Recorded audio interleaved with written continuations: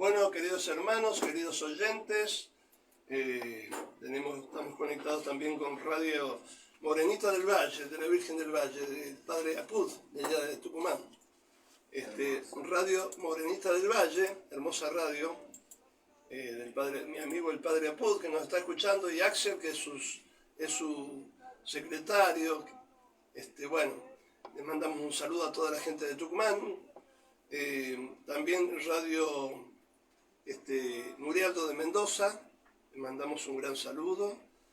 Hoy es, y radio, por supuesto, de acá de La Plata, que es de donde transmitimos el programa, y le agradecemos a Pamela, FM Creación 97.7. Hoy tenemos una invitada especial, hoy 28 de diciembre, tiempo de Navidad, después de Navidad, pero todavía estamos en tiempo de Navidad, Día de los Santos Inocentes, tanto hay que hablar de eso. Invitamos ahora a la doctora Chinda Brandolino. Tenemos el placer enorme, hace mucho que yo quería invitarla, bueno, por fin se dio, ¿no es cierto? Qué lindo, padre. El placer de invitar a la doctora Chinda Brandolino, Chinda Concepción Brandolino, que es médica forense, y como médica forense nos va a hablar de la criminalidad, del crimen en Argentina, porque ella es forense, especialista, súper especialista en esta materia, y nos va a hablar nada menos que entre esos crímenes, el asesinato más cruel, sanguinario y cobarde del más noble de nuestros caudillos argentinos, el Chacho Peñalosa. Así que estemos todos atentos. Si alguien quiere hacer preguntas, me llama a mi teléfono 261-153-60-77. 261-153-60-52-77. Es difícil, padre, para acordarse. Sí. Buen día. Querida Chinda, doctora, muy bienvenida a este programa Zapato de Encuentro, justamente la palabra zapato, primero porque pisa la realidad. Buenísimo. Segundo, porque la realidad sirve también como escalón para ir al cielo, ¿no es cierto? Porque la realidad hay que dejarla, hay que pisarla, usarla como las criaturas, pero para subir al cielo. Exacto, nuestro escalón al cielo. Claro, y pasando por la ciencia, que hoy es la más pisoteada, soslayada, ¿no? La ciencia. Y de ahí a Dios mucho más. Seguro que actualmente no existe la ciencia, esto es una gran mentira, sí. Porque la ciencia, el saber, es buscar la verdad. Y lo que llamamos ciencia es el consenso de tecnologías, de gente que se pone de acuerdo para determinar un fin, antes pactado. Sí. Entonces, esto que ha pasado con la pandemia, con los inóculos, con todo, sí, con todo invento. Es una convención donde todos, suponete, Rockefeller financia un grupo para que demuestre que este antibiótico es bueno. No buscar un antibiótico bueno, que sería lo científico, sino tengo este antibiótico y lo quiero vender. Y ustedes tienen que hacer estudios para demostrar. Así se está manejando todo. De manera que este es uno de los rasgos más importantes de esta anticultura que estamos viviendo desde el siglo XX y todo el siglo XXI. Y digo anticultura porque la cultura, por supuesto, implica el cultivo de la verdad. Nuestro Señor es verdad. Y además lo cultivado por nuestros padres, ¿no? De la patria. Exactamente. En este caso. Pero, digamos, fíjese, padre, los atributos del Señor, belleza, verdad y bien. Toda esta anticultura posmoderna es fealdad. Es mentira y es maldad. Son los tres antiatributos que son bien demoníacos. Claro. Y en este caso que usted está haciendo con esta radio, la difusión de la verdad es un acto por excelencia evangélico, es llevar la verdad. ¿No es cierto? Gracias a Pamela que dispone esta radio, este medio, cada uno con su corazón lo que puede, pero justamente el llevar la verdad. Creo que nos han formado sus padres, mis padres, Padre Agustín, sí. En la búsqueda de la verdad, sí. Y en el culto de la verdad, que es justamente la característica principal de nuestro Señor. Yo soy el camino, la verdad y la vida. Y bueno, cuando hice esta especialidad hace varios años, una de las materias, tal vez la más importante en la medicina legal, es la criminología. Perdón, porque usted ya dije que es doctora forense, Y por lo tanto lo más importante en esta materia, en esta profesión, es el crimen, ¿no es cierto? Claro, claro, la medicina legal es justamente el servicio que presta la medicina a la justicia para esclarecer todos los crímenes o accidentes en el caso de que no sea criminal. El médico legista también determina si un accidente fue por esto o por aquello. Pero en lo que ya tipificamos como forense, hablamos de el auxilio que presta la medicina a esclarecer la causa del crimen. Sí, sí. ¿No es cierto? Es en todo lo que involucra la vida o la salud humana, porque esto es lo que el juez necesita del médico, ¿no es cierto? Claro. Sí, sí, sí. Para aplicar su ciencia, su sentencia, el auxiliar médico, conocedor de la ley, por eso es medicina legal, Sí, sí, sí. digamos, es una intersección entre la medicina y el derecho. Y realmente la materia que a mí más me encantó, tuve una gran profesora que fue Andrea Muñoz, una señora grande, la verdad es que nos fascinaba. ¿Todavía quedan buenos profesores? Esto fue hace muchos años, ella murió. Así como el doctor Maldonado, eran grandes profesores que a uno le estimulaba y le hacía amar la materia. Y teníamos que terminar esa materia de criminología con una tesina, y yo elegí el crimen en la historia argentina. En mi casa, como en la suya, se cultivaba la lectura de la historia y de la verdad histórica. Sí. El revisionismo histórico empieza en 1920, ¿no es cierto? Es uno de los movimientos más tempranos, de hecho en Sudamérica el más temprano, pero en el mundo, del revisionismo histórico ante la imposición mentirosa de la ideología, en ese momento liberal, como ahora es la ideología marxista. Es decir, quienes se adueñan del poder ilegítimamente tienen que acudir a enseñar la mentira para justificar su triunfo y para justificar sus hechos, ¿no es cierto? Son los nuevos. Claro, eso es así. Sí. Cuando alguien gobierna legítimamente y con el bien, no necesita mentir, porque los hechos solos hablan. Entonces, esta gente, el liberalismo que se impone desde Inglaterra y desde, por supuesto, Francia, después de la Revolución Francesa, pero recalquemos siempre que procede de Inglaterra. Inglaterra tuvo un papel muy importante en la Revolución Francesa, que se narra en ese, por supuesto, no imparcial libro Las dos ciudades de Dickens, ¿no es cierto?, que narra la Revolución Francesa. Inglaterra fue el primer país de Europa y del mundo occidental en vincularse estrechamente desde el siglo XVI con la masonería. La masonería, recordemos, padre, para la gente que nos escucha, se instrumenta con un único fin, que es destruir a Cristo y a la Iglesia. Ese fue el motor primigenio de las logias masónicas al inicio, la toma y disfrazado de bien, como siempre es el demonio, decir que quieren un mundo bueno, pero sin Cristo y sin Dios. Claro, sin Cristo y sin Dios.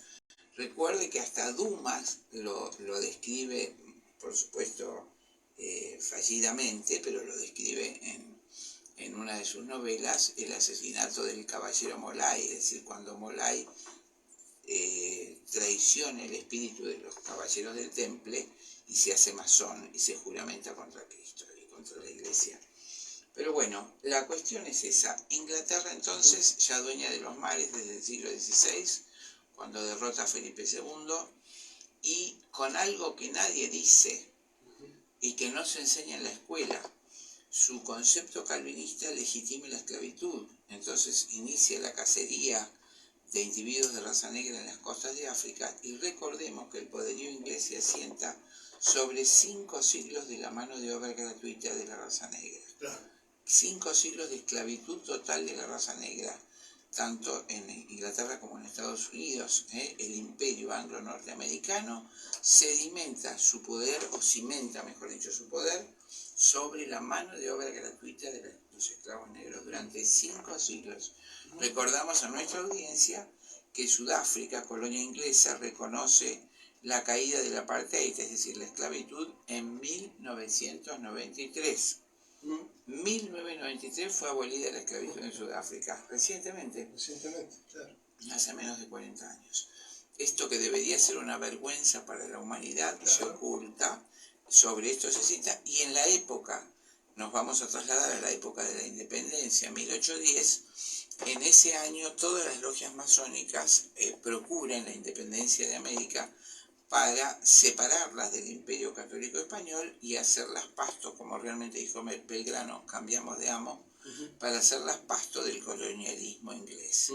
Y recordemos que se enseña mal en la escuela, en la época española, la Argentina no era colonia en el sentido de Inglaterra y Francia, ni América, sino que era un reino más, el reino de Indias, con todas las prerrogativas que tenía el reino de León, el reino de Castilla, el reino de Aragón. Todos eran hidalgos. Exactamente, por eso, si en vez de acudir a la ideología, recorrieran como uno hace con tanto amor, todo el arte hispanoamericano en México, en Perú, Sí, es terrible. Impresionante esa escuela, esa mistura, podríamos decir. Qué maravilla que no se dio casi en ninguna parte del mundo. En ningún lugar del mundo, solo España hizo esta maravilla que fue el mestizaje con los indios, de allí sale el criollo, español indígena, con esta escuela de arte hispanoamericana y este ser nuevo, joven, que es América, América hispana, donde, por ejemplo, en México, el barroco mexicano, el churrigueresco. Y el nuestro también maravilloso, el barroco de acá. En el norte, sobre todo. Sí, ¿no? de acá de Argentina, bueno, de Paraguay. También atacaron mucho a Paraguay porque no querían que entraran las logias masónicas, ¿no? Exactamente, por eso fue la Guerra de Paraguay. Sí, lo sé, sí. Que es uno de los capítulos de esta historia. Todos. Claro, entonces recordemos que así se hace la logia, y que la independencia fue digitada desde Londres para separarnos de España, y que al principio la guerra de la independencia fue una guerra civil, porque tu papá era español, tu hijo era español, vos naciste acá, entonces era una guerra entre hermanos, se opuso mucho el pueblo, por eso cuando se va al ejército del norte se trata de reclutar y hacerles ver que había que pelear contra España. La lectura que legitima un poco Mayo de 1810, como lo explica el doctor Díaz Araujo, es que la corona española, ya a partir de Carlos III, estamos hablando de 1770, había caído en manos de los liberales. Había terminado la casa de los Habsburgo, tan católica, tan extraordinaria, de tantos siglos, que había dado a España la honra y la gloria, y justamente la herencia había recaído en Carlos III de Borbón,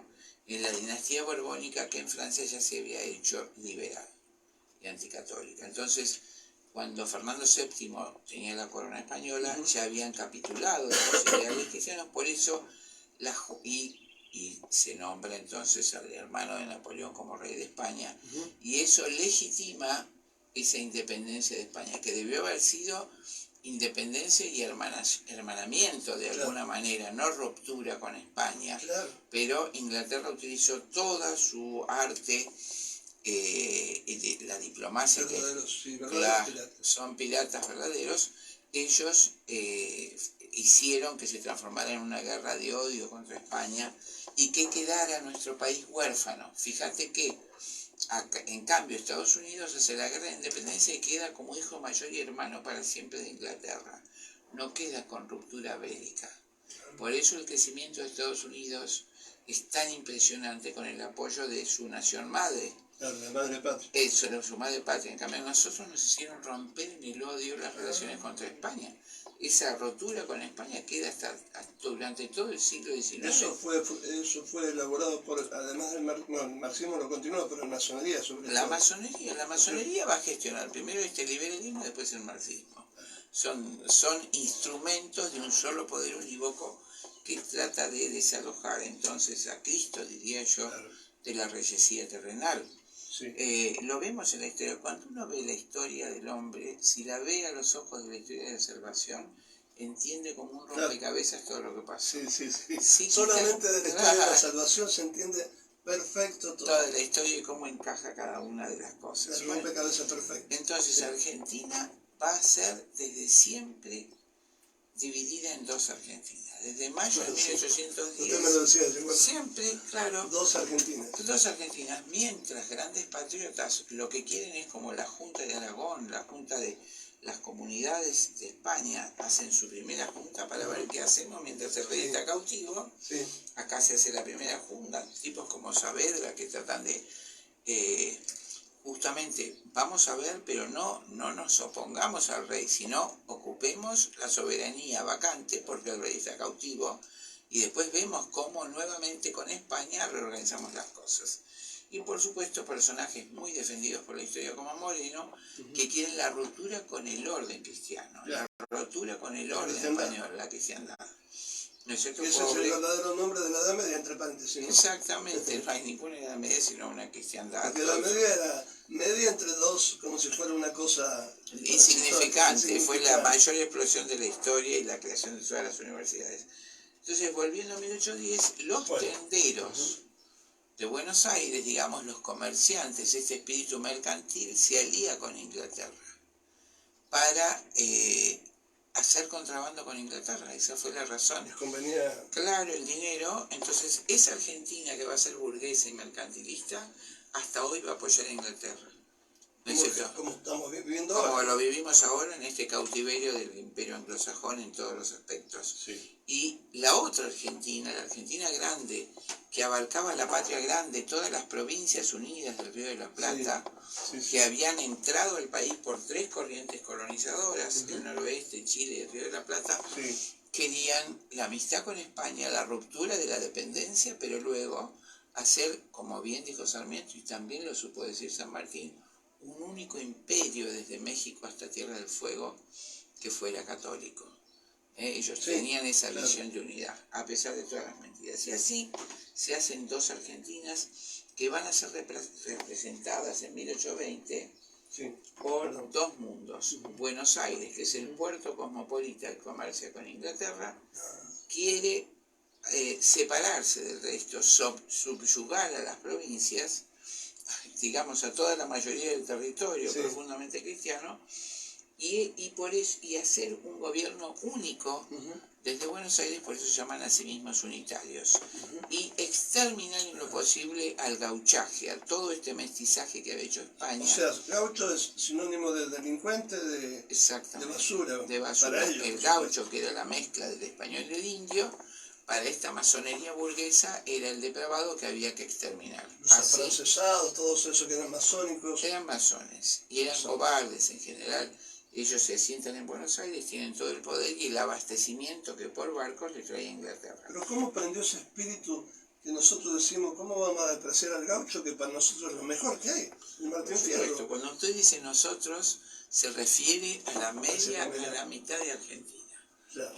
Media Argentina que cultiva las tradiciones desde las primeras fundaciones del Río de la Plata y de Mendoza y de Tucumán, del noroeste, de Oriente, del noreste, ¿no es cierto?, la Asunción del Paraguay, Santa Fe de la Veracruz.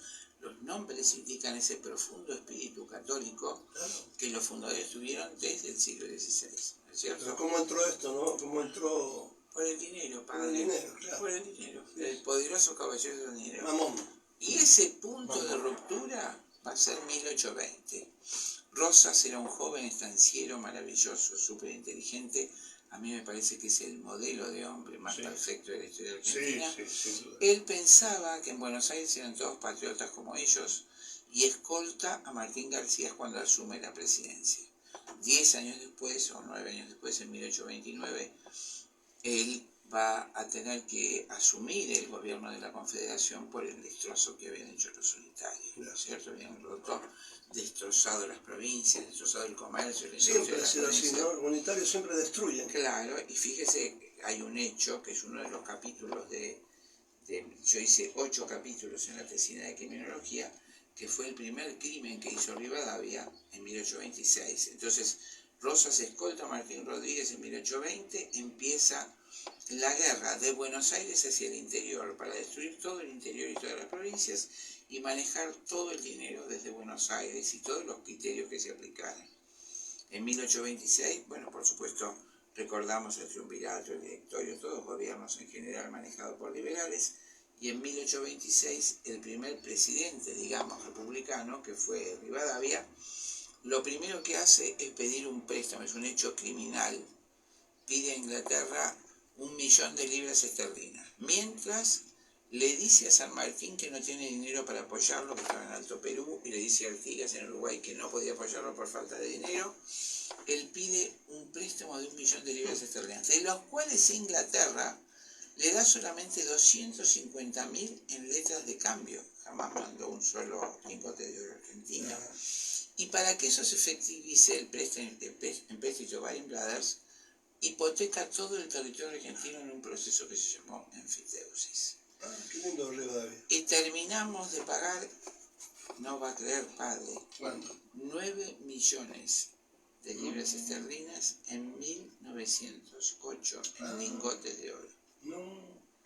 De 250.000 letras de cambio. Ese fue el primer crimen que yo hago, que es el crimen de la estafa al pueblo Es argentino. un verdadero crimen, ¿no? Con Claro. eso hizo los teatros de Buenos Aires, mientras nuestros criollos se desgarraban, perdían su vida, sus brazos mutilados en Uruguay con Artigas y en el Alto Perú con San Martín, diciendo que no tenía refuerzos. Ese fue el primer crimen. Bueno, después, por supuesto, el asesinato de Dorrego, no nos vamos a detener, que lo ejecuta Lavalle. Lavalle era un brillante militar. La masonería determina el exterminio de Dorrego porque Dorrego representaba el federalismo del interior. Había que ejecutarlo. ¿Y qué utilizan? Utilizan una trampa terrible. En Ituzaingó, un año antes, habían nuestros criollos ganado la banda oriental cuando el Brasil invade Uruguay para quedarse en la batalla de Ituzaingó. Nuestros gauchos ganan totalmente esa batalla, salvan tanto los uruguayos como el resto de las milicias argentinas que fueron a apoyarlo del resto de las provincias. Salvan Uruguay. Uruguay es nuestro, es una perla de la Argentina. Claro. Es nuestro hermano, una de las provincias del interior. ¿Y qué hace Rivadavia? Como quería dársela a Brasil, que por pedido de Inglaterra quería darle la banda oriental a Brasil, un punto estratégico como ninguno, y como ya la batalla estaba terminada y habíamos ganado los criollos, entonces lo manda Manuel García para negociar la independencia de la banda oriental. ¿Me lo manda bien? A su plenipotenciario Manuel García, el canciller, para declarar la independencia de la banda oriental. Y Dorrego, una vez que lo hace Rivadavia, no le queda más remedio que firmar. Entonces después Lavalle y otros usan eso para fusilar a Dorrego, que no tenía nada que ver, porque Dorrego no quería la independencia, quería que fuera Argentina, pero ya la había firmado Rivadavia. Entonces cuando él se da cuenta de la trampa ya no podía hacer nada y lo fusilan. Esa injusticia fue el segundo crimen bárbaro de la historia argentina. El hombre más querido por el gauchaje, que era Manuel Dorrego, un hombre realmente gaucho, fue asesinado vilmente para matar simbólicamente en él al gaucho federal. Claro, como lloró Rosa, ¿no? Exactamente. Y luego, y ya empieza entonces, estamos hablando de que en Caseros, desgraciadamente, pierde la nación argentina. En 1853 recordamos que en esa batalla 60.000 banderilantes brasileros apuntaban sobre los civiles de Buenos Aires. Si Rosas hubiera dado batalla en ese momento, Buenos Aires y alrededores eran exterminados y arrasados por las fuerzas brasileras que estaban apuntados en Buenos Aires. 60.000 banderas. Fue tan vergonzosa la entrega al Imperio de Brasil que los mismos unitarios de Buenos Aires cierran sus ventanas para no ver la humillación de nuestro país. Entonces, no podía de ninguna manera Rosas sostener batalla por los civiles, es decir, hubieran masacrado a la ciudad, no había ninguna alternativa. O sea, fíjese que es una conducta permanente en la historia argentina. Todo el liberalismo, el marxismo, todos estos hijos del liberalismo que quieren destruir la tradición católica española argentina, se alían con el extranjero en contra de la Argentina. Siempre se alianza con Brasil y con Inglaterra. Brasil, pobre, no los brasileños, sino que Brasil, el Imperio de Brasil es el primero que hace pactos con la corona británica. ¿No es cierto? De hecho, ellos tienen la esclavitud. El Imperio español nunca aceptó la esclavitud de los negros. Cuando un negro era comprado por un español, que era lo mejor que le podía pasar, el español lo bautizaba y era liberto. Era un siervo más, como un blanco sirviente, no era jamás considerado esclavo. Pero ¿cuántos mentecatos que mienten diciendo que España odia Sí, todo eso es parte de la mentira inglesa. Por eso en Argentina, en 1920 se empieza el movimiento revisionista, y esta reflexión que le hice de cómo Argentina no puede crecer porque Inglaterra fomenta la ruptura afectiva con España definitiva, en tanto que Estados Unidos hace la independencia, inmediatamente queda hermano de Inglaterra. Claro. Esa reflexión la hizo un gran revisionista que fue don Julio Irasusta, en un libro hermoso que se llama Balance de siglo y medio. Un libro de historia muy valioso que hace esa reflexión y me pareció muy atinado. Balance de siglo y medio de don Julio Irasusta. También es don Julio Irasusta quien escribe sobre Urquiza, ¿no? Que la tradición de Urquiza la describe don Julio Irasusta tan dolorosamente como José María Rosa, que dice que Urquiza, en el mismo escritorio y con la misma pluma que en 1929 le escribe a Rosas pidiéndole que asuma la gobernanza de la nación para que era el único que la podía salvar, en el mismo escritorio y con la misma pluma, un año después, firma la traición a Rosas, entrega su arma a los unitarios. ¿Cuántos traidores tenemos? Bueno, en la historia hay muchos traidores, pero en la Argentina... En la Argentina por eso nos va así, porque ganaron los traidores, padre. Sí. Y Dios no quiere la mentira. Claro. Hasta que la verdad no se sepa, nosotros no vamos a salir adelante. No. Dios no permite ni es ni consciente en que una sociedad tranquilamente asiente sus pasos sobre una mentira y se enseñe a los niños en la escuela una mentira. Sí. Nunca el país va a ser grande si se miente de esa manera. Claro.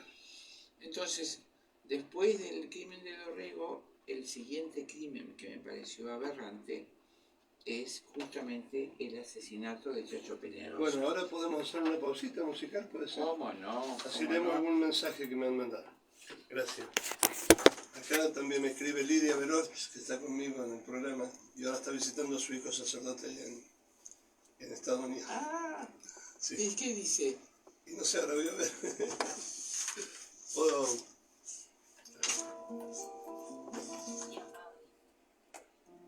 Dios te salve María, llena eres de gracia, el Señor es contigo, bendita tú eres entre todas las mujeres, y bendito es el fruto de tu vientre, Jesús. Entre las calles de un pueblo de tierra y amor, tallan que tallan sus manos, entre los mates cebados, un simple quebracho que espera ser Dios. ¡Qué dichoso árbol! Él es curita de un pueblo derramando amor. Él es sotana, él es viento, él es bandera de encuentro que juntos flamean hacia el Redentor. ¡Qué amigo que tengo! Camina el zapato de encuentro con la cruz que ilumina tu pecho. San Francisco, solano en tu cuerpo, violinero viejo.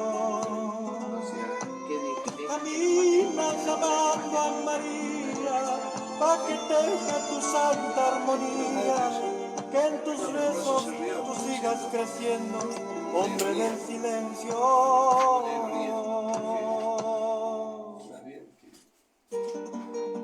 ¿Cómo está? Toto está muy bien allá. Sí, está bien. El obispo lo quiere muchísimo porque hace todo el apostolado en habla hispana. Gloria a Santa María, Madre de Dios, ruega por nosotros, los pecadores, ahora y en la hora de nuestra muerte. Todavía no he hablado con él, pero creo que me contó. Entre las calles de un pueblo de tierra y amor, tallan que tallan sus manos, entre los mates cebados, un simple quebracho que... Nuevamente en el aire con la doctora Chinda Concepción Brandolino. Qué hermoso nombre de Concepción. Sí. Bueno, nos acaba de saludar mi compañera de programa, que es Lidia Tritten de Veroch. Le mando un saludo muy grande, aunque usted no lo puede, nos parece que no lo está pudiendo sintonizar ahí en Estados Unidos. Le mando un saludo muy grande y bueno, seguimos con la doctora Chinda Brandolina ahora para hablar, ¿no es cierto?, del crimen más aberrante, más sanguinario, más cobarde, que es del caudillo más noble de todos los caudillos, como dijo bien la doctora, el caudillo, el Chacho Peñalosa, Vicente, ¿no? Así es. Chacho Peñalosa era el último caudillo que quedaba. Ya estamos hablando de que tenía 63 años. ¿Eh? 63 años tenía Ángel Vicente Peñalosa, el Chacho, cuando el gobierno de Catamarca lo llama porque Taboada desde Tucumán había invadido Catamarca. Taboada y Santiago del Estero, ¿no? Claro. Entonces había invadido Catamarca, o esta fue la trampa que le tiende el gobernador. Era un estanciero querido y respetado en los llanos. Su palabra y consejo, el Chacho Peñalosa, eran la ley. Convoca a sus 600 milicianos, estancieros, arrieros, pastores, mineros, todos ellos dueños y trabajadores de la tierra. El Chacho había sido nombrado por Urquiza, general de la Confederación. Por eso el Chacho creía que ya no había más problema con los unitarios. El Chacho va a Catamarca entonces para sacar a Taboada, que está invadiendo, y mientras tanto los coroneles Echegaray y Carranza desde Córdoba, el coronel Loyola desde San Luis y Sandes, que eran mercenarios contratados por Sarmiento. ¿Qué tal? Contratados por Sarmiento, mercenarios, claro. O sea, asesinos. Sí, Sarmiento contrata 4 generales mercenarios uruguayos, entre ellos Sandes y Paunero. Eran mercenarios, no eran patriotas. Y si no, el mejor postor, si Chacho los hubiera contratado, le respondían a Chacho. Pero respondieron a Sarmiento y respondieron las órdenes de Sarmiento. Es decir, ocupar los llanos, La Rioja, cuando el caudillo se fue. Entonces, advertido Peñalosa de esta trampa, vuelve a La Rioja, donde los desmanes del invasor, es decir, que había hecho Sandes con sus tropas, habían despertado ya la ira de todos, porque pasan a degüello y cuelgan a los gauchos, ¿no? Y acuden entonces a respaldar a Chacho Montoneras. Es decir, Montoneras eran los montones de gaucho, por eso se llaman montoneras. El nombre montonera es el montón. Llamaban al montón, eran gauchos que arriaban vacas, que trabajaban la tierra con su facón, que se alistaban atrás de sus jefes para defender sus tierras. Pero eso es lo que también nos legó España, ¿no? El gaucho, o sea, igual que el español, ¿a qué vino? No vino a buscar oro, vino a sembrar y a defender la patria con armas, como debe ser. Como debe ser. Entonces, enseguida, ya la palabra de Peñalosa de la ley era tan noble y tan justo en todas sus apreciaciones y tan heroico en la defensa de su tierra, que todo el mundo lo seguía con un gran amor.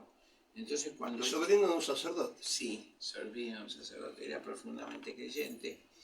Entonces vuelve a La Rioja y acuden a ayudarlo montoneras de Brasil y de San Luis. Y las tropas de los generales mercenarios desertan y se agrupan con Peñalosa, eso nos lo cuenta la historia. ¿Cómo? Pasan a las fuerzas de Chacho. Los soldados que se habían alistado, que eran argentinos con los mercenarios, dejan ese ejército y se pasan a las fuerzas de Chacho. Y allí viene el terror. Los generales al mando de, por supuesto, respondían a Sarmiento, el general Arredondo, a cargo del 6 de línea porteño, incendia los pueblos de Malazán y Almogasta y quema la casa de Chumbita. Los montoneros que hace prisioneros, escuche esto, padre, son ahorcados en las plazas, todos los gauchos milicianos, y sus cuerpos quedan colgando para escarmiento del pueblo. Se aplica el cepo colombiano. ¿Usted sabe lo que es el cepo? No. La creación de Sarmiento. Ataba al gaucho en cuclillas a 2 fusiles, uno en los brazos, y los ataba con lonjas mojadas que se iban secando al sol, y el gaucho moría descoyuntado al sol durante 48 horas. Eso no existía en Argentina. El cepo que había acá era un escarmiento donde se ponía parado con las manos en el cepo como castigo 8 horas y eso, pero jamás existió ese crimen. Eso lo importó Sarmiento. Qué lindo Sarmiento. Perdón, yo le digo Sarmiento. Que Sarmiento importa el cepo colombiano. Entonces, en el camino, él venía de Buenos Aires, donde los generales iban a La Rioja, a los llanos, para matar a Chacho Peñalosa. Todos los gauchos serán muertos en el cepo colombiano. Pero lo más terrible es para que canten o mueran. No se rendirán. Entonces les quitan a sus mujeres y a sus hijos ¿Usted sabe qué hicieron con sus mujeres? 17.000 esposas e hijas de gauchos ¿Qué hicieron? fueron mandadas a los prostíbulos de Buenos Aires. Eso hizo Sarmiento. Sarmiento. El periodista Gil Navarro, Dios mío. de El Progreso, encuentra, entre comillas, como publica Gil Navarro, casas de perdición con pobres víctimas arrancadas de su hogar Qué doméstico. criminal, Dios mío. Ese es el que enseñan como prócer y que me lo discuten las maestras. Finalmente se firma la paz con Peñalosa en la banderita. Firman la paz. Fíjense el comportamiento aberrante. Entonces Peñalosa regresa a Oaxaca. Pero el convenio no es respetado por los gobernadores mitristas. La hazaña de Sarmiento arrecia desde la prensa sanjuanina. Sarmiento estaba en San Juan y en el diario, ahora voy a leer algunas frases de Sarmiento, monstruosas. Se reinicia la guerra, las montoneras gauchas se levantan en todo el país contra Sarmiento y Mitre. Finalmente, qué bien, todos. apresan una partida de los hombres de Chacho, los ponen en el cepo colombiano. 6 mueren en el cepo y 1 habla. Así. No pudo resistir la tortura y dice dónde estaba el Chacho. El Chacho estaba refugiado en la casa de su amigo, el estanciero Pablo Oros, otro patriarca criollo, cerca de Horta. Desde allí el Chacho le escribe a Urquiza, intimándole a contestar concretamente si pondrá frente a la revolución. No entendía nada. El Chacho decía, pero ¿cómo? Me nombra general de la Confederación, es presidente con máximo poder y me hace una revolución en contra. Dios mío. Si no fuera así, le dice Chacho en la carta, tomaré el partido de abandonar la situación, retirándome con todo mi ejército fuera de nuestro querido suelo argentino, a mendigar el pan en el extranjero antes que poner la garganta a la cuchilla del enemigo. Eso le dice Chacho.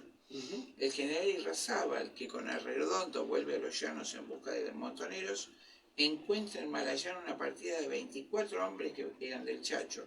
Los apresa y acto seguido se les toma declaración. Dice el escueto parte, declaración con cepo colombiano, se entiende. Los ponen en tortura y les toma declaración. Esto es lo que enseñan a nuestros hijos, que eran los civilizados, Sarmiento y Mitre, que importan la tortura hasta la muerte y les hacen declarar bajo tortura y después hablan de la Inquisición. Es increíble. No se sabe qué pasó con los declarantes, pero uno, apodado Pancho el Minero, se prestó a llevarlos hasta el refugio del jefe. Se encomendó la operación al comandante Ricardo Vera, el 12 de noviembre. Vera llega a la Casa de Oros, entra a la casa, rompe. Estamos hablando Vera, un mercenario, Sí. que respondía a Sante. Sí. Vera llega a la Casa de Oros y encuentra al caudillo, estaba desayunando con sus hijos y nietos. Su esposa, ¿no? Su esposa, que ahora le voy a decir lo que hacen. Y grita, ¿quién es el bandido de Chacho? Por supuesto, Chacho se levanta y dice, yo soy el general Peñalosa y no soy ningún bandido. Claro. Y Razábal le saca la lanza a un soldado y se la clava en el vientre, sin importarle la presencia de su esposa, de sus chiquitos, los nietos de Oro, ni de su hijastro menor. Le corta la cabeza, le saca una oreja que manda a don Natal Luna de La Rioja y el remanente, la cabeza, lo pone en una lanza del palo en la puerta en Horta, en la plaza del pueblo.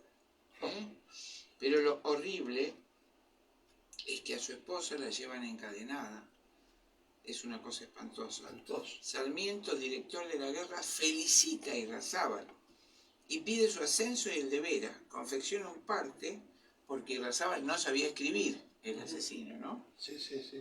Para hacer aparecer al Chacho muerto en pelea. Quiere disfrazar y quiere contar que el Chacho murió en pelea. No que lo mataron cobardemente cuando estaba desarmado en su casa. Eso lo dijo Sarmiento. Sarmiento, exactamente, dice, vamos a escribir que justamente fue en pelea que lo habían matado. Miren, para todos los que alaban a Sarmiento, ¿no? Sí, es terrible. Increíble. Como desde Buenos Aires se le quejan porque ha trascendido la forma de muerte y la expectación de la cabeza, escribe que he aplaudido la medida precisamente por su forma, ya que, suprimidos en la Constitución de 1860 la prohibición de ejecutar a lanza en la Constitución anterior, se había prohibido ejecutar a lanza y cuchillo, pero en 1860, en la Constitución que modifica Mitre, se suprime esa prohibición y se podía matar a lanza y cuchillo. Así que dice Sarmiento, hacerlo era perfectamente constitucional. Y sin cortarle la cabeza a ese pícaro y ponerlo en expectación, no se habrían aquietado las chusmas en 6 meses. O sea, las chusmas era el pueblo, ¿no? Claro, el pueblo. A ver, las chusmas era el pueblo de Claro, los gauchos. A la esposa del Chacho, doña Victoria Romero de Peñalosa, la lleva encadenada a San Juan y le ordena barrer la plaza encadenada. Todos los días hasta que Dios muera. mío, eso es Sarmiento. Eso es Sarmiento. Poco después, Mitre, horrorizado, recibirá la carta de Sarmiento sobre lo ocurrido. ¿Así? Sí, ¿Y qué dice Mitre? terrible, pero Mitre finalmente lo felicita. Después de reflexionar mucho, lo felicita por el triunfo de Clausete, que fue la única batalla que le ganaron a Chacho. Y después finalmente lo felicita por lo que había hecho, ¿no? La disposición en que el presidente uruguayo para aceptar también la misión de Chile quizás me induzca a nombrarlo también para ella. Bueno, lo nombra, lo asciende. Deseo usted el más completo éxito en los trabajos que se ocupaba con motivo de la partida de Ricard, a quien yo ya supongo en San Juan. Así cerrará usted digna y recomendablemente la larga serie de bienes que ha hecho usted a San Juan. Y por esa provincia ha de saber agradecer más y más a medida que el tiempo le enseña a valorar el inmenso vacío que va a experimentar con su separación. Bueno, agradecerle. Murió el Chacho, pero en la discreción de las casas campestres se oía por todas partes a la noche al son de la guitarra. Peñalosa dice que ha muerto. No hay duda que así será. Tengan cuidado salvajes, no vaya a resucitar. Peñalosa dice que han muerto. Así. ¿Se acuerda Sí. Las baladas? Es así, bagualas hermosas. Las bagualas, sí.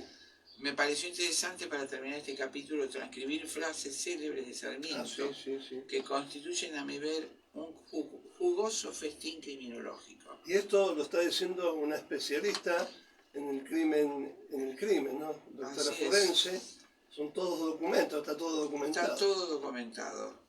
Quiero decir, voy a leer si tenemos tiempo, padre, algunas frases que he tomado y que puse como frases criminales. Dice el gaucho argentino, se nos habla de gauchos, la lucha ha dado cuenta de ellos, de toda esa chusma de haraganes. No trate de economizar sangre de gauchos. Este es un abono que es preciso hacer útil al país. La sangre de esta chusma criolla, inmóvil, bárbara y ruda es lo único que tienen de seres humanos. Carta a Mitre, 20 de septiembre de 1861 y publicada en el Nacional el 10 de febrero de 1857. La masa popular, dice, ¿no? Eso, otra frase célebre. Tengo odio a la barbarie popular. La chusma y el pueblo gaucho nos es hostil. El trabajador de la tierra nos odia. Mientras haya un chiripá, no habrá ciudadanos. ¿Son acaso las masas la única fuente de poder y legitimidad? El poncho, el chiripá y el rancho son de origen salvaje y crean división entre la sociedad culta y el pueblo, haciendo que los cristianos se degraden. Usted tendrá la gloria de restablecer en toda la República el predominio de la clase culta, anulando el levantamiento de los pueblos. Buenos Aires, 1853, Carta Mitre, 2 de septiembre de 1861. En Estados Unidos, 1865. Todas las veces que fue publicada esa carta, ¿no? La barbarie, como dicen, barbarie, lo que ellos son los bárbaros. Claro, y fíjese lo que dicen de San Martín. A ver el pueblo sanmartiniano que elogia a Sarmiento. ¿Qué dice de San Martín? Fue el gran enemigo de San Martín. Escuchemos, queridos oyentes. Anciano, abatido y alejado, débil de juicio, su ánimo se ofusca y exalta. Fastidiado estoy de los grandes hombres que he visto. Hace tiempo que me tienen cansados los héroes sudamericanos, personajes fabulosos todos. La expatriación de San Martín fue una expiación.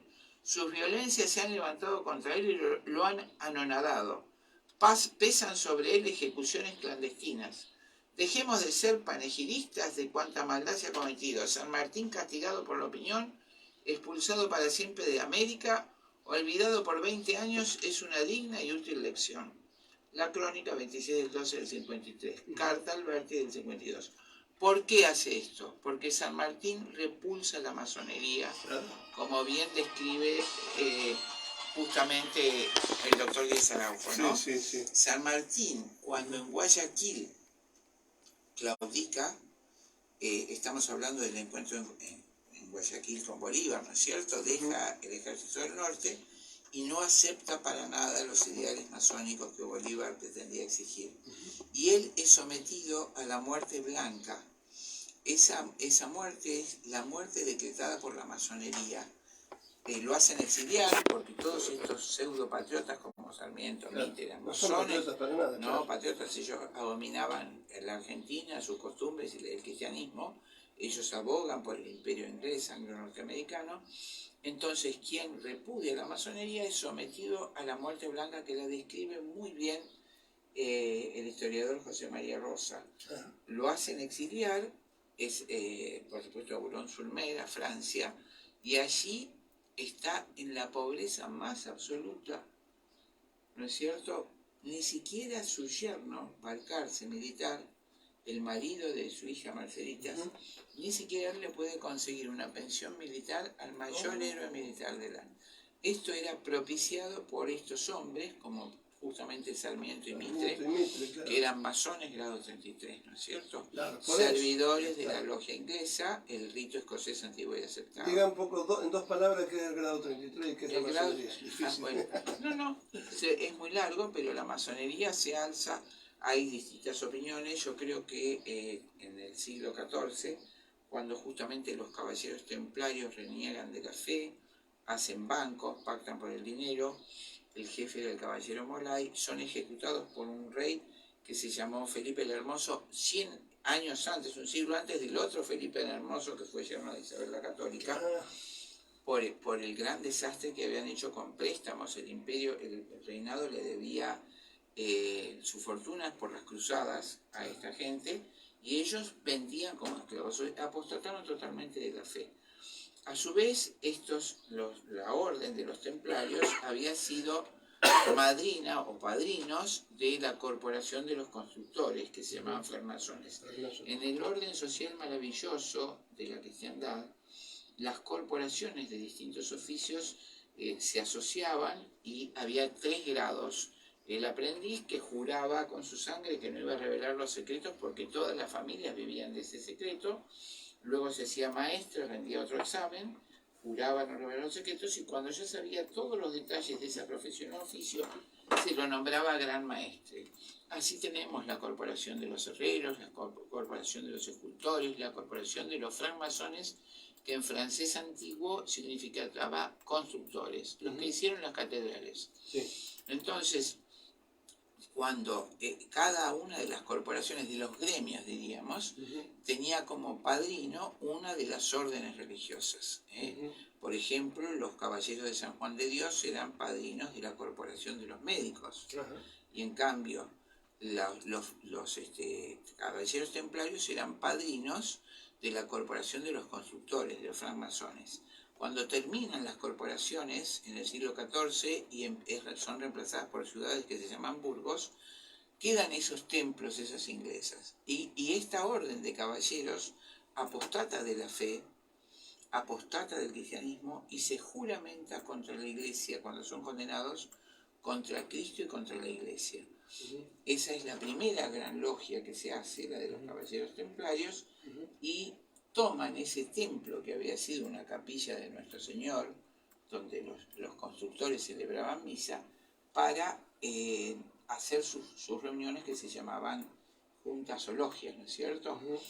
Y imitando el régimen de las corporaciones, se juramentan y van ascendiendo en grados.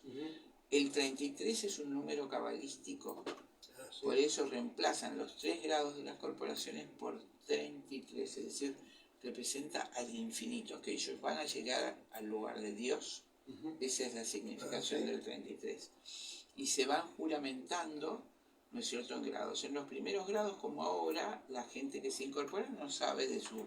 Al contrario, les dicen que respetan toda su religión y demás. Y a medida que van avanzando en los grados, se van comprometiendo y van jurando con sangre, y ya desde el grado, en los 33 grados, desde el 6º en adelante, por lo que ha informado el padre Caro, entre otros grandes estudiosos de la masonería en nuestro país, Sánchez Abelenda, entonces van ascendiendo en grados y van conociendo el ideal que es la destrucción de la cultura cristiana y del Claro, cristianismo. la cristiandad. ¿Qué es lo que ahora es este Claro. orden mundial? El nuevo orden mundial es el grado máximo logrado, valga la redundancia, por la masonería mundial. Claro.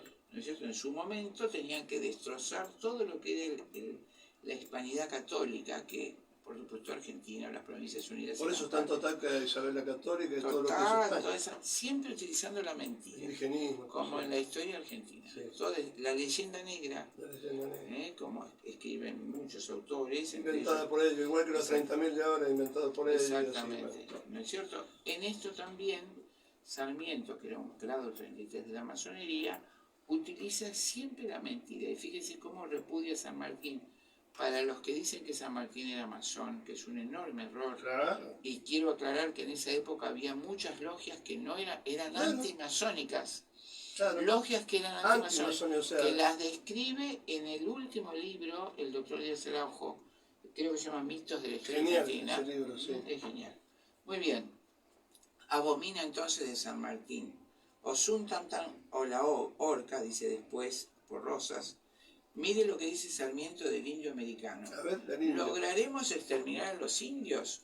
Por los salvajes de América siento una invencible repugnancia, sin poderlo remediar. Esa canalla no son más que unos indios asquerosos a quienes mandaría colgar ahora si reapareciesen. Lautaro y Caupolicán son unos indios piojosos, porque así son todos, incapaces de progreso. Su exterminio es providencial y útil, sublime y grande. Se les debe exterminar sin ni siquiera perdonar al pequeño, que tiene ya el odio instintivo al hombre civilizado. El Progreso, 27/9 de 1844. Escuche esto, padre. Sarmiento, ¿no? Sarmiento, todo lo que escribe Sarmiento. Con esto yo presenté en la tesina. Sus propias frases. Y después leemos la conclusión. Masacre patriótica. Necesitamos entrar por la fuerza en la nación. La guerra si es necesario. 1861. Los sublevados serán todos ahorcados. Oficiales y soldados en cualquier número que sean. Año 1968. Es preciso emplear el terror para triunfar. Debe darse muerte a todos los prisioneros y a todos los enemigos. Todos los medios de obrar son buenos y deben emplearse sin vacilación alguna, imitando a los jacobinos de la época de Robespierre. Eso lo escribió en 1840. Comillas. A los que no reconozcan al general Paz debiera mandarlos a ahorcar y no fusilar o degollar. Este es el medio de imponer en los ánimos mayor idea de autoridad. 1845. Hemos jurado con Sarmiento, escribe Mitre, que ni uno solo ha de quedar vivo. Democracia sanguinaria. La muerte del gobernador Benavides es acción santa sobre un notorio malvado. Dios sea loado. El Nacional, 23 del 10 del 58. Acabé con el Chacho, el general Peñalosa. He aplaudido la medida precisamente por la forma. Sin cortarle la cabeza, las chusmas no se habrían aquietado. Córteles la cabeza y déjelas de muestra en el camino. Carta Redondo. Si el coronel Sández mata gente en las provincias, cállese la boca. Son animales bípedos, los provincianos ya estamos hablando, Son animales bípedos de tan perversa condición, esos provincianos que defienden sus autonomías, que no sé qué se obtenga por tratarlos mejor.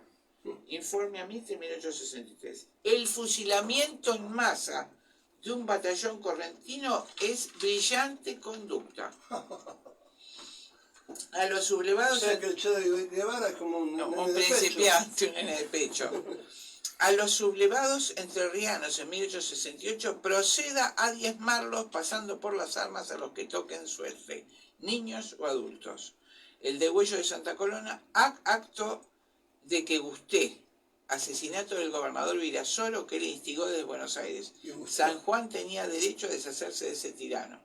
Aprobó el asesinato en masa de Villamayor, no importa, y como presidente ofreció 100.000 pesos por la cabeza de López Jordán, el gran caudillo de Paraguay, ¿no? La patria, escuche esto, Sarmiento, 10 de octubre de 1843. Los argentinos residentes en Chile pierden desde hoy su nacionalidad. Chile es nuestra patria querida. Para Chile debemos vivir. En esta nueva afección deben ahogarse todas las antiguas afecciones nacionales. Fui chileno, señores, os consta a todos. ¿Qué dice de la Patagonia Austral? Que esto, padre, es el conflicto que ahora tenemos con Israel. Israel reclama la Patagonia. ¿Qué dice de la Patagonia? He contribuido con mis escritos aconsejando con tesón al gobierno chileno a dar aquel paso. El gobierno argentino, engañado por una falsa gloria, provoca una cuestión ociosa que no merece cambiar 2 notas. Para Buenos Aires, tal posesión es inútil, la Patagonia, que navega en petróleo, entre otras cosas. Magallanes pertenece a Chile y quizás toda la Patagonia. No se me ocurre, después de mis demostraciones, cómo se atreve el gobierno de Buenos Aires a sostener ni mentar siquiera sus derechos. Ni sombra ni pretexto de controversia le queda. El Progreso, 11 al 28 de noviembre de 1842. Es una tierra desértica, frígida e inútil. No vale la pena gastar un barril de pólvora en su defensa. ¿Por qué obstinarse en llevar adelante una ocupación nominal? 1868. Colonias extranjeras. No, ahora que dicen que es el que trajo el saber, vamos a ver qué dice de los universitarios. A ver. Si algo habría que hacer por el interés público sería tratar de contener el desarrollo de las universidades. En las ciudades argentinas se han acumulado jóvenes que salen de las universidades y se han visto en todas las perturbaciones electorales. Son jóvenes que necesitan coligarse en algo, porque se han inutilizado para el comercio y la industria. La apelación de doctor contribuye a pervertirles el juicio.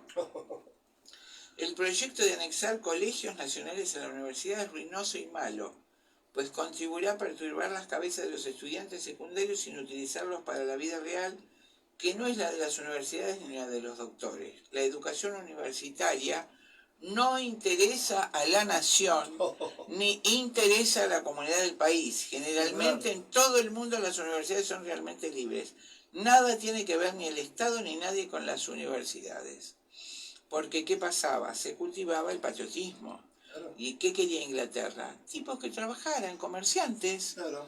No doctores ni que supieran. Esto es lo terrible que lo dice Sarmiento, que lo pone como adalid, ¿no? Aparte como el modelo de la educación, claro. ¿no? ¿Qué dice del pueblo paraguayo cuando desata la guerra de la Triple Alianza? Estamos por dudar de que existe el Paraguay. Era la nación más rica de Sudamérica y nosotros comprábamos los barcos de Paraguay en ese momento. Y no querían deuda externa con Inglaterra. No aceptaron la intromisión de Inglaterra. Entonces Inglaterra con Mitre pergeña con Brasil y Uruguay la guerra de la Triple Alianza, una vergüenza en la historia argentina. Una vergüenza. Nos avergonzamos realmente. Está exactamente. Vergüenza ajena, pero no. No, pobre Paraguay, un país hermano que siempre nos apoyó. ¿Qué dice Sarmiento? Estamos por dudar de que exista el Paraguay. Descendientes de razas guaraníes, indios salvajes y esclavos que obran por instinto a falta de razón. Mentira. En ellos se perpetúa la barbarie primitiva y colonial. Esto dice Sarmiento, queridos escuchas. Fíjense lo que dice de Paraguay. Son unos perros ignorantes de los cuales ya han muerto 150.000. Mataron 960.000 paraguayos. ¿Y niños? Y niños y adultos. Su avance, capitaneado por descendientes degenerados de españoles, traería la detención de todo progreso y un retroceso a la barbarie. Al frenético idiota, bruto y feroz borracho Solano López lo acompañan miles de animales que le obedecen y mueren de miedo. Es providencia que un tirano haya hecho morir a todo ese pueblo guaraní. Es preciso purgar la tierra de toda esa excrescencia humana, de esa raza humana, pérdida de cuyo contagio hay que liberarse. Mira, usted tiene que hacer un libro de esto. Y sí, publicarlo. Hay que publicarlo. Porque es terrible. Nos han invadido tanto con la falsa cultura. Aprobada. Ah, qué bien. La tesis aprobada, ¿no? Sí, sin nota, no me pusieron nota. Pero la conclusión es que han puesto... Vamos a leer la conclusión y cerramos. ¿Sí? Creo que en 5 minutos. Sí. Al finalizar esta síntesis histórica, me resulta casi imposible su análisis criminológico, entendido como un método técnico y por lo mismo aséptico y frío. No puedo, y tal vez no quiero, dejar de involucrarme como sujeto en el drama de esta historia, nuestra historia, mi historia. Tal vez el lector no comprenda la magnitud del horror que pretenden sintetizar estas páginas. Los hechos así narrados, a fuerza de resumir, pierden su real crudeza y tratados fuera de contexto impiden la comprensión de sus causas y efectos, así como la verdadera trama de su desarrollo.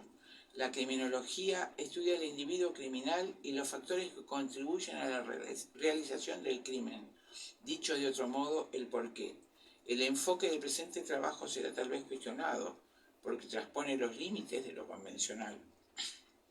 Así, tomando sus 8 capítulos por separado, él o los criminales que protagonizan los diversos crímenes son personajes elevados por nuestros libros de historia a la categoría de próceres. Se podrá sin duda cuestionar, objetar mi planteo. Sin embargo, estos personajes cumplen con todas las condiciones que se requieren para caraturarlos como sujetos o protagonistas del crimen.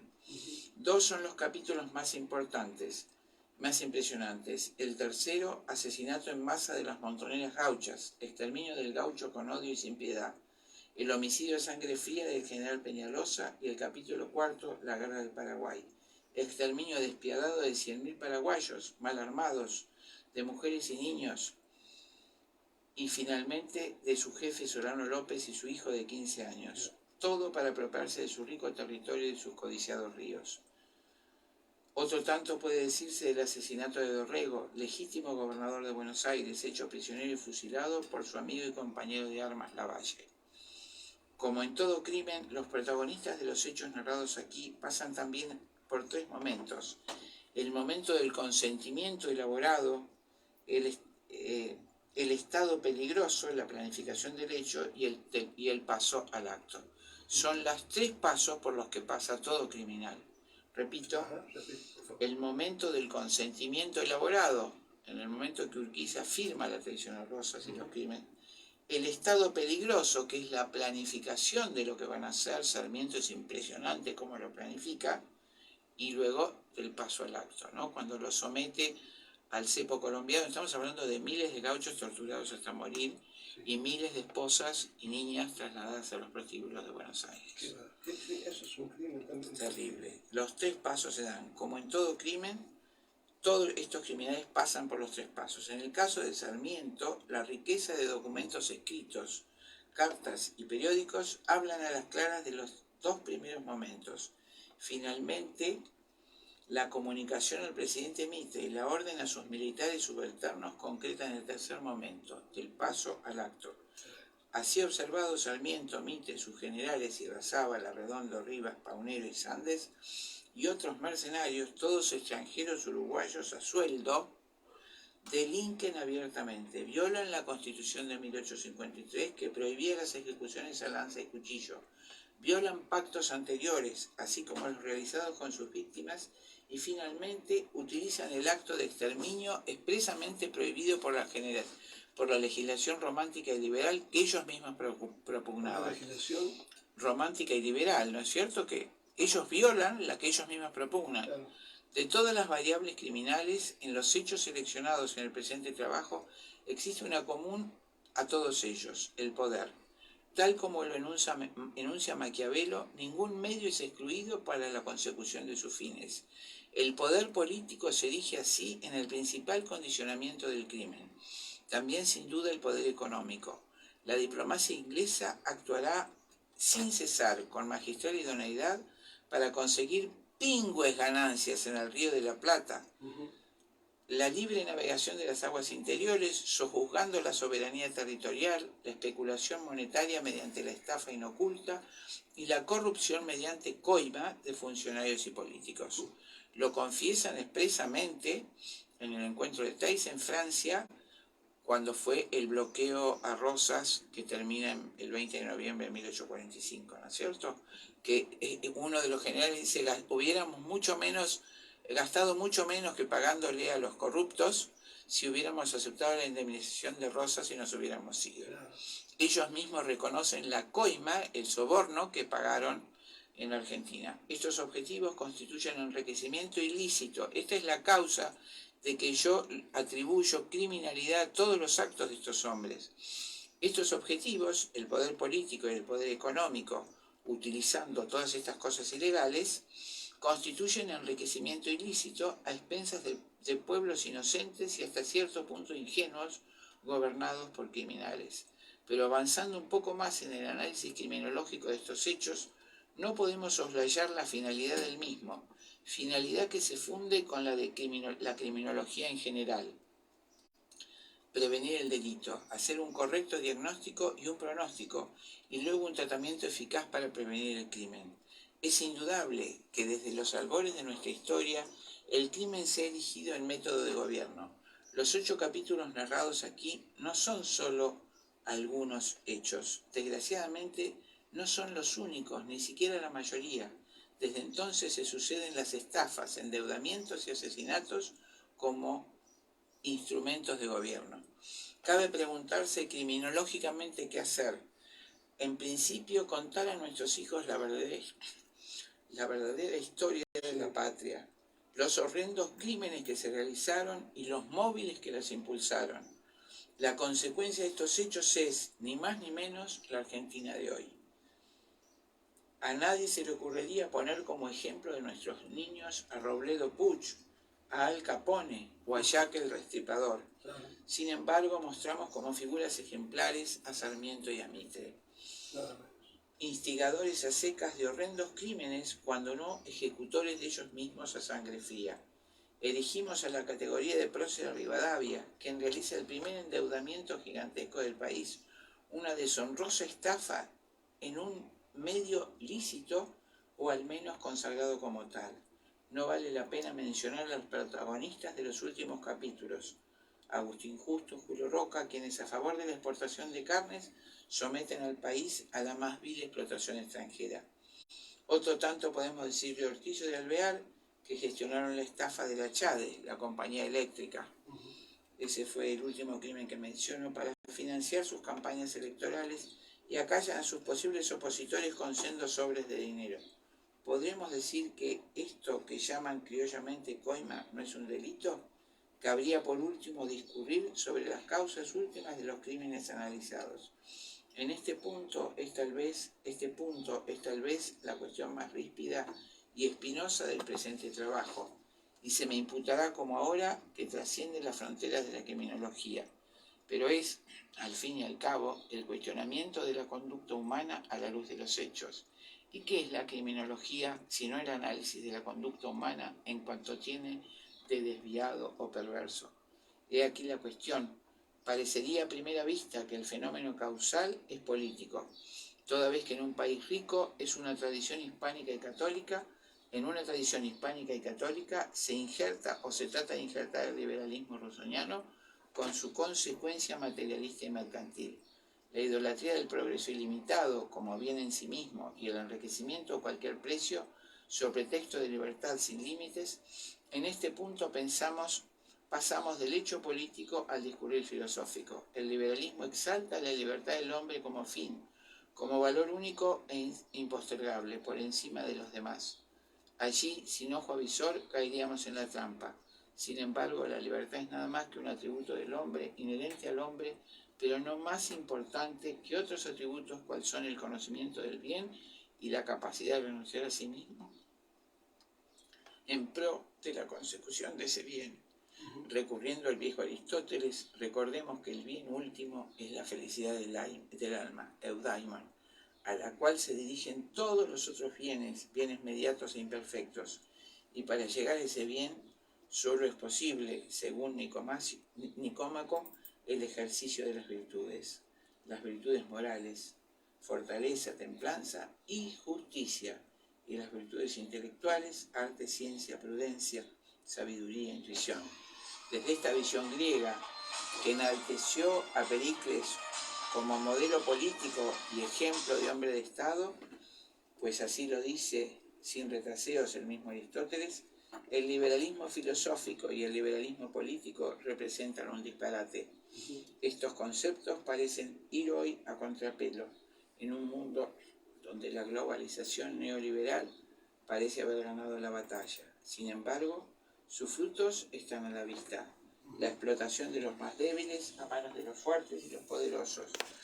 El liberalismo engendró necesariamente el comunismo, desprovisto el hombre mediante el liberalismo de un sentido trascendente de la existencia humana y expuesto a la inhumana explotación cae en las redes de otra ideología del laboratorio preñada de resentimiento y odio, el comunismo marxista, con su colección de crímenes horrendos como señal de su paso. Mencionemos aquí que Stalin mató 40 millones de rusos para instalar definitivamente el paraíso soviético. ¿Qué pasa con el hombre? Y ajustando un poco más la pregunta, ¿qué pasa con el argentino? Tal vez la verdadera corrección y prevención pase por aspectos profundos y difíciles. La primera es ver y enseñar la verdad. Y a partir de esa verdad, retomar la dirección perdida. Para evitar el crimen hay que conocerlo. Nuestra historia es lamentablemente una inmensa fuente de conocimiento criminológico. Porque como me enseñó mi padre, los pueblos que olvidan o desconocen su historia están condenados a repetirla. Perdón, justo me llama su hija. Maravillosa la definición, la conclusión. Justo me llama su hija, pero quiere venir a buscarla. Pero estamos acá, querida Chindi, en 120 y 78, ¿no? Sobre 120 en una vidriería. Bueno, al lado de la vidriería está la radio. Bien. Perdón, Chinda. Bueno, hermosa la definición que ha dado, todo ideas claras, y necesitamos salvar a la Argentina, y siempre se puede, siempre que nos unamos a Dios. Obvio. Nuestras cabezas, en todo el sentido de la palabra, no quiero hablar más, le han dado la espalda a Dios. Así es, padre. Con el aborto, con el crimen del aborto terrible, horrible, espantoso, genocidas 100%, y con eutanasia, con todo, bueno, con el liberalismo, con todo, un verdadero crimen, no solamente el aborto, como usted dijo, hay varias formas de definir un crimen, ¿no? Exactamente. Y ahora la patria está cada día, está postrada, yo puse así postrada en la propaganda porque estamos postrados, y un país postrado ve al enemigo como gigante, decía San Martín. Exactamente. Por eso, padre, lo que estamos haciendo, que es contar la verdad de lo que pasó, y que el pueblo sepa que es todo mentira lo que les ha enseñado, la mentira contra España, contra la fe, contra la historia, contra los hombres nobles que se han levantado, estos caudillos, Dios mío, que quisieron, exactamente, que los mataron de la manera más vil. Sí. Conociendo la verdad, ya conocen un poco a nuestro Señor. Y somos libres. Y somos la verdad, libres. Ahora libres, ¿no? Así es. Y bueno, tenemos un pueblo que es sano, que es bueno, pero nos han engañado tanto con la falsa historia que necesitamos contar la verdad, porque Cristo es la verdad en definitivo. Así y el es. camino, que Cristo es el camino, por eso usted dijo muy bien que conociendo el Evangelio los rompecabezas se arma perfectamente. Exactamente. La historia de la salvación. Si vemos en la historia de la salvación la historia del hombre, ese rompecabezas se arma, entendemos todo. Todo. Maravilloso el programa, le agradezco, gracias a usted, el programa ha sido maravilloso. Gracias, acá padre. del sur mandan de Zapala diciendo excelente el programa, lo que nos desasna a todos, la doctora dice, bendiciones de un sanjuanino que le contaron la historia mal contada. Gracias, padre, y gracias, doctora Brandolino. Qué hermoso mensaje. Qué lindo, ¿no? Y qué lindo que llegue a San Juan, que llegue a Zapala, que llegue. es sanjuanino, ¿no? Qué hermoso, qué hermoso. Qué bueno, ¿eh? Bueno, doctora, le vamos a dar una bendición a usted y a todos los oyentes. Cómo no, Padre. El Señor esté con todos vosotros. Y con tu espíritu. La bendición de Dios Todopoderoso, del Padre y del Hijo y del Espíritu Santo, descienda sobre todos ustedes, hermanos, permanezca para siempre. Amén. Amén. Y bueno, y saludo a las radios que nos están escuchando, de Tucumán y de Mendoza. Gracias, Padre. Hermoso programa. Hermoso. Gracias, Chinda, a usted y a Pamela que nos ha cedido el espacio.